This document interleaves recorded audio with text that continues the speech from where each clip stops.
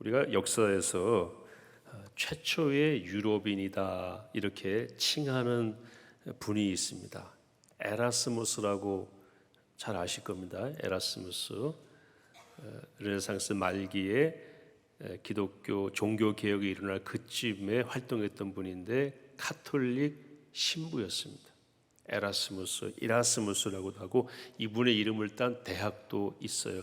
네덜란드 사람입니다. 이분이 그 당시에 유럽은 지금의 영토지만 나라가 한 400개 정도로 나뉘어 있었거든요. 그 모든 경계를 뛰어넘어서 전 유럽인에게 영향을 주었고 거의 전 유럽을 다니면서 활동했기 때문에 최초의 뭐라고 그런다고요? 유럽인이다. 그렇게 칭함받는 사람이 에라스무스입니다. 보니까 네덜란드에서 태어났고 대학은 이태리에서 나왔고요. 활동은 영국에서 했어요. 캠브리지 중심으로 해서 여러분 우신제천이라고 하는 책을 캠브리지에서 쓰게 됩니다. 다시 대륙으로 와서 작고하기 전까지 스위스 바젤에서 활동했다고 합니다. 루터와 비슷한 연배라고 보시면 돼요. 루터도 지지하지 않고 그렇다고 교황에게 붙지도 않은 약간 중간자적 입장이어서 모호했다라고 하는 비판도 받는 이 분이 바로 최초의 유럽인 에라스무스, 모든 경계를 뛰어넘어서 보편적 가치관으로 영향을 끼쳤던 분이다. 굉장히 존경받는 분입니다. 그리고 이분이 동성애적 성향도 가지고 있어서 그것도 뛰어넘었다. 이건 제 얘기입니다. 자료를 찾아보니까 나오더라고요. 동료 수사였던 세레바티우스 로게르스라고 하는 사람에게 열정적인 편지를 보냈대요. 편지 내용에 당신은 나의 반쪽이라고, 불행하고 잔인하게도 나는 너를 좋아한다 이렇게 썼대요. 그 성향이 있는 거죠. 어쨌든 많은 것의 경계를 뛰어넘었던 사람이 에라스무스라고 합니다.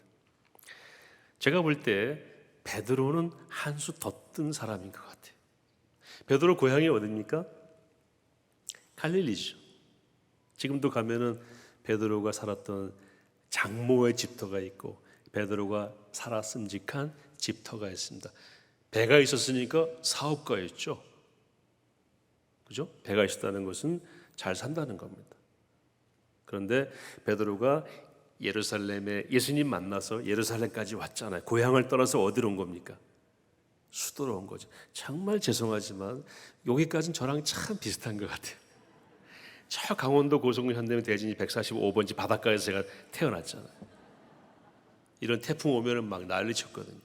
그리고 수도에 와서 이 사랑의 교회 와서 우리 담임 목사님 또 우리 이 선봉 목사님 같은 이재관 목사님 같은 훌륭한 동역자와 함께 또는 모시면서 사역한다는 거 조금 비슷하지 않습니까? 베드로가 성전에 대해서 막 설교하면 사람들이 뭐라고 그랬어요? 하고 받아들인 게 아니고 저 누구야? 저 베드로 아니야? 옛날 성경에 뭐라고 그랬어요? 저 학문 본디 학문이 없는 저 베드로가 이렇게 말함이 어찌미뇨? 요즘 성경에는 학문이 없는 범인이 이게 무슨 말인고? 베드로는 말하는 쪽쪽 무시당했어. 여러분 베드로 아시죠? 말보다 뭐가 빨랐습니까? 주먹이 빨랐죠. 베드로 하면 생각나는 배우가요. 저는 이대근 씨예요. 그분 생각이 많이 나요. 근데 이분이 예수님 만나서 수도로 올라와서 정말 예수님께 딱 붙어가지고 가장 예수님이 그래도 믿어준 제자였죠. 배신하긴 했지만 그 배신은 모든 제자가 다 했습니다. 그런데 베드로는 돌아왔고 닭이 울자 통곡하면서 울었고 그래서 베드로 기념교회 위에는 지금도 닭이 세워져 있어요. 경계하라고, 너 자신을 그렇게 믿지 말라고. 그리고 베드로는 닭고기를 안 먹었다고 하는 얘기도 있습니다. 궁극적으로 베드로가 어디를 갑니까? 로마로 갑니다. 거기서 복음을 전하는데 누구랑 쌍벽을 이루죠? 바울, 그 위대한 바울. 바울은 그 자체가 지식인이었어요. 에라스무스 같은 사람이었어요. 로마 시민권을 가진 터키에서 태어났으니까 로마 제국 영지에서 태어나서 예루살렘에 오고 율법에 능통한 사람이었고 말에도 능하고 글에도 능하고, 물론 말은 내가 어눌하다고 얘기했지만 그러나 바울이 말이 그렇게 어눌하다기보다는 나는 글에 능하다, 그렇게 보는 거죠. 그렇죠? 바울은 13권의 책을 썼잖아요. 그 바울과 쌍벽을 이뤘어요. 그리고 같은 시대에 순교를 당합니다. 베드로가 순교한 그 자리에 세워진 성당이 지금의 로마에 있는 세계에서 가장 크다고 하는 성 베드로 성당. 더 큰 성당이 아프리카 어디에 있지만 그건 사이즈만 그렇고요. 대체로 그 성당보다 작게 짓기 때문에 500년 동안 가장 큰 성당으로 지금도 존재하고 있고, 그 성당 밑에 가시면 베드로의 무덤이 있다고 이렇게 설명이 돼 있어요. 그러니까 에라스무스보다 한 수 더 뜬 사람이죠. 저 벽지, 정말 궁벽한 곳에서 태어나서 수도에 왔다가 제국의 수도에 가서 탁월한 지식과 쌍벽을 이루면서 성경도 썼잖아요. 그 베드로가 그렇게 되는 과정에서 오늘 체험을 하는 겁니다. 뭐를 체험합니까? 배가 고파가지고 밥 먹기를 기다리다 갑자기 환상을 보게 됩니다. 잠을 잔 게 아니에요. 명확하게 환상으로 전환되면서 하늘에서 뭐가 내려옵니까? 그릇이 내려오는데 거기에 날짐승도 있고 들짐승도 있고, 먹어라, 잡아서 먹으라 그랬더니 내가 이렇게 더러운 걸 먹은 적이 없습니다. 그러니까 내가 깨끗하다 한 것을 네가 왜 속되다 하느냐, 먹어라. 그 일이 3번 있고 난 다음에 하늘로 올라가고 베드로가 깨어났죠.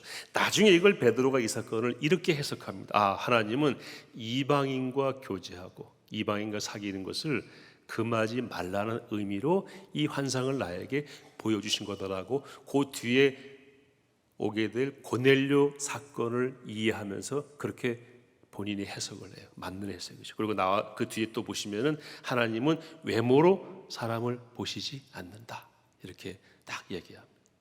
그러면서 베드로가 이제 시야가 열리기 시작했어요. 유대인 중에 유대인, 유대주의에 쩔어 있던, 유대가 모든 것, 유대주의, 율법이 모든 것이었던 베드로가 예수님 만나서 점점점 어떻게 되는가, 시야가 넓어지는 거예요. 그 최초로 이방인에게 복음을 전한 사람이 베드로입니다. 그 이방인이 누굽니까?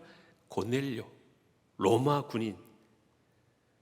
그렇게 되면서 베드로가 점점점 시야가 확대가 되고 이방을 다니면서 시편에 예언된 대로 이방의 빛이 되고 이방의 전도자가 되어서 로마 제국까지 가서 복음을 전하는, 그들과 사상적으로 맞서는 그런 자리에 이르게 되었으니 제가 볼 때는 에라스무스보다 한 수 더 뜬다, 이렇게 보고 싶은 것입니다.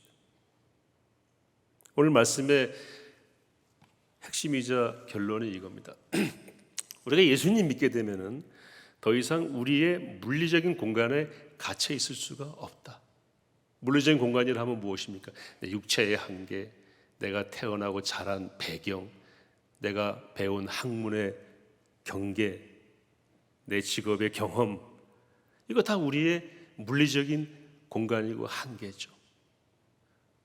이 밖으로 주님이 얼마든지 인도하셔서 베드로처럼 궁벽한 시골에서부터 제국의 수도까지 인도하실 수도 있는 하나님이시고, 또는 우리가 그렇게 못한다 할지라도 우주를 다스리시는 하나님의 관점에서 세상을 보고 하나님의 관점에서 판단하는 것이 이제 우리에게 주어진 확장의 영역이다, 이런 말씀을 오늘 드리고 싶은 것입니다. 그래서 그리스도인이 되는 순간 뭐가 되는 겁니까? 우리는 열방인이 되고 세계인이 되는 것입니다. 유교에 우리가 얼마나 쩌들었습니까? 유교 500년이 해준 게 뭐가 있나요? 하지 말라는 게 천지였죠. 제가 어제 뉴스를 잠깐 귀뚱으로 들었는데 뭐 다른 일 하다가 성균관이라고 우리나라 유교 핵심이잖아요. 거기에서 올해 차례상을 간소하게 하기 위해서 뭐 지침을 내렸다. 그래서 원래 조상들은 기름기 있는 음식을 이 제사상에 배치하지 않았다, 뭐 이렇게 쭉 나오더라고요. 내가 속으로 무슨 근거로? 그 제사상에 기름 깃는 걸 놓았다 놓지 않았다라고 말을 할지라도 그 근거가 어디에 있는데? 그거 다 내가 근거잖아요. 사람이. 성경은 창조의 원리에 근거해서 뭐는 먹지 마라, 뭐는 먹어라 딱 돼 있는 거. 근거가 하나님 창조주에게 있어요. 오리진, 원래 그분에게 있는 거예요. 그걸로 사람을 또 휘어잡는 거예요. 요즘 경제가 어려우니까 제사상 보기 어렵다고 그러니까 혹시 제사 안 드릴까 봐 막 수준을 또 낮추는 거예요. 아무 의미 없습니다. 그게 그런데 500년 동안 우리 조선 사람들을 잡고 왔어요. 여기 죄송하지만 장손 집에 시집가신 권사님들 고생 많으셨죠? 제가 대신 말씀드릴게요. 지긋지긋했죠? 어떤 분은 1년에 12번인가 제사 지낸 분도 있대요. 그게 사람을 완전히 올가매는 겁니다. 여성 완전히 차별하고 사람 취급도 안 했잖아요. 선교사가 들어와서 여학교부터 세웠어요. 그리고 바게스터라고 하는 분은 우리나라 최초의 여자 의사, 미국 최고의 의대, 존스 홉킨스 의대. 그때 학교 이름은 달랐지만 지금은 그 학교가 발전해서 세계 최고의 의대 존스 홉킨스 의대가 됐어요. 의사가 되어서 최초의 여의사로 미국에서 떵떵거리며 살 수 있는데 다시 미국 교단으로부터 한국에 선교사로 파송받아서 한국에 와서 결핵 퇴치 운동하다가 본인이 결핵에 걸려서 30대의 나이에 순교합니다. 죽습니다. 그 꽃다운 나이에 그 아름다운 스토리를 만든 것은 유교가 아니고 무엇입니까? 말씀이에요. 말씀이 들어가니까 세계로 간 거예요. 말씀이 들어가니까 주인이 자기 노비를 먼저 장로로 장립을 시킵니다. 당신이 먼저 장로가 되라고. 나중에 주인이 장로가 되죠. 이런 일들이 완전히 뒤바뀐 일들. 불교 천년이 우리에게 해준 게 뭐가 있습니까? 그 세계관, 유교의 그 세계관으로 뭘 할 수 있습니까? 제가 정말 시간이 조금 지날지도 모르겠습니다만 말씀드리지 않을 수 없는 것은 병자호란 때 인조가 여기 남한산성으로 도망갔잖아요. 제가 영화도 보고 김훈이 쓴 책도 봤어요. 12만 명의 만주족이 쳐들어와가지고 청나라죠.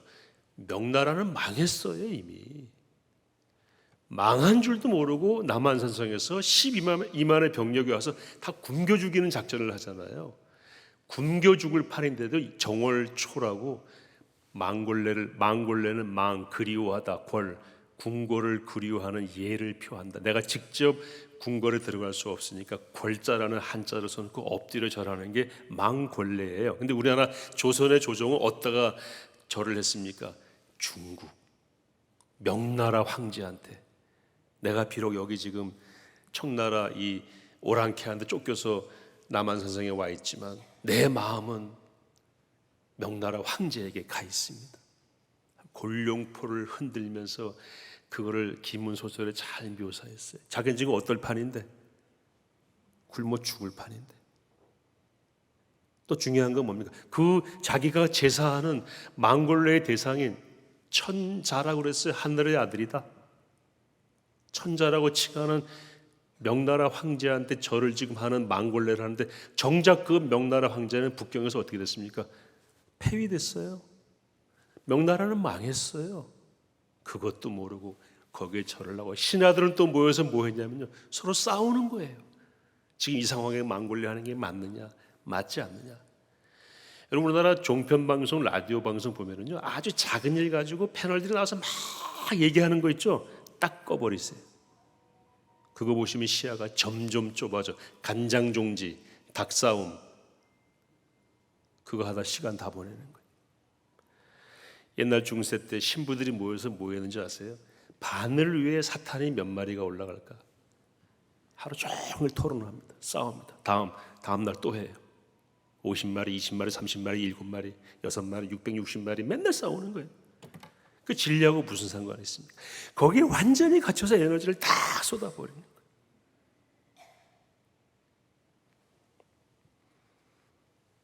기독교가 들어와서 그걸 다 없애버린 겁니다.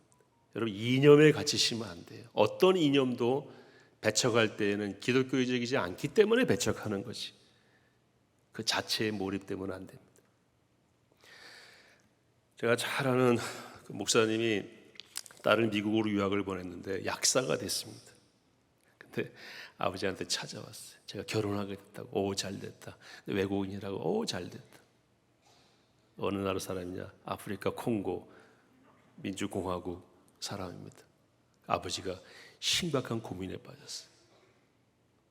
그 장로님과 식사하면서 장로님께 얘기했어요. 장로님, 우리 딸이 결혼하는데 외국인입니다. 그랬더니 장로님이 딱 들으시고 한 말이 뭐예요? 뭐 어떻습니까? 깜둥이만 아니면 되지요. 그때 이 목사님 말을 안 하시더래요.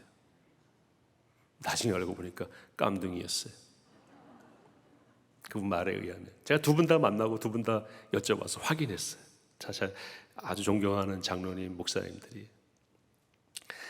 제가 일부러 결혼식에 갔잖아요. 대전에. 자원대에서 했어요, 장로님. 자원대에서 결혼했는데 자원대 교회로 육군 대학이 있는 교회가 있어요. 콩고에서 한 20명이 왔어요. 결혼식장이 새카맣더라고요.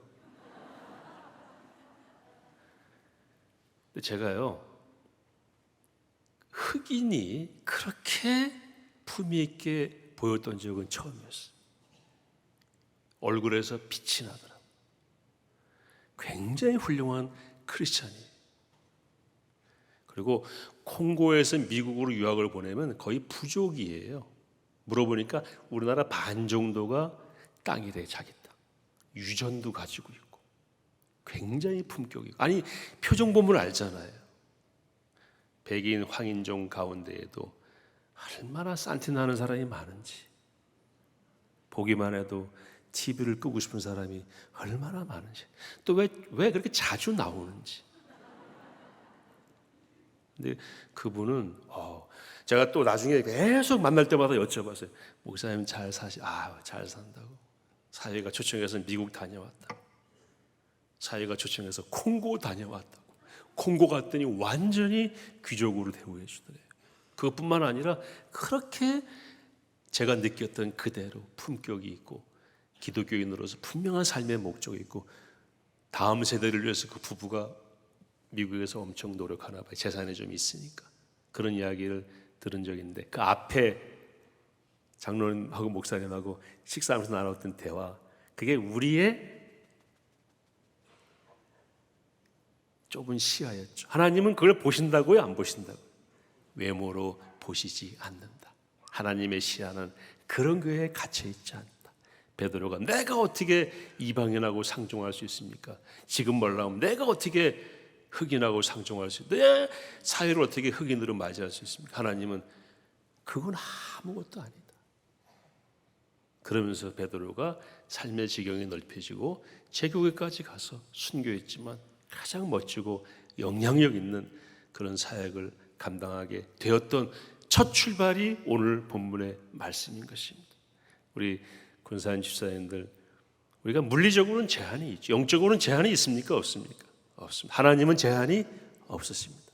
그런 마음으로 바라보시고 기도하시고 결정을 내리실 때 바른 결정을 내리심으로 우리 때문에 교회와 가정과 우리 사회가 미친 것들로부터 지켜지는 그 자리에 꼭 서 계시기를 축복합니다.